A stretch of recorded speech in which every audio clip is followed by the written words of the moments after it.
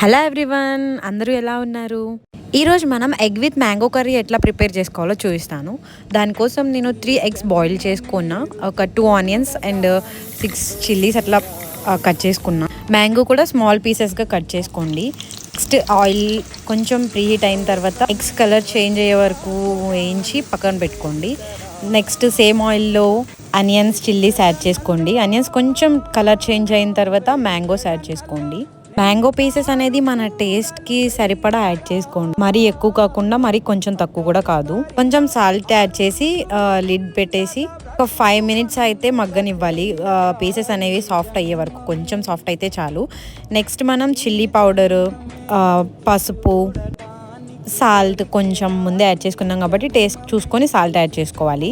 ఇవన్నీ యాడ్ చేసుకొని ఒక 2-3 మినిట్స్ అయిన తర్వాత ఎగ్స్ కూడా యాడ్ చేసేసుకొని ఒక 1.5 గ్లాస్ వాటర్ యాడ్ చేసుకోవాలి. నెక్స్ట్ ఫ్లేమ్ సిమ్లో పెట్టుకొని ఒక 10 మినిట్స్ అయితే కర్రీని ఉడికించుకోవాలి.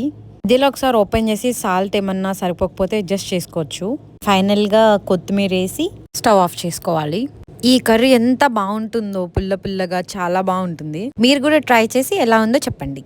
ఇండియాలో అయితే సీజన్ స్టార్ట్ అవడమే. మ్యాంగో పులిహోర, మ్యాంగో ఎండు చేప, మ్యాంగో చికెన్, ఇంకా ప్రతి దాంట్లో మ్యాంగో వేసి చేస్తుంది అమ్మ, నాన్నకి ఇష్టమని. Please do like, share and subscribe. Thank you.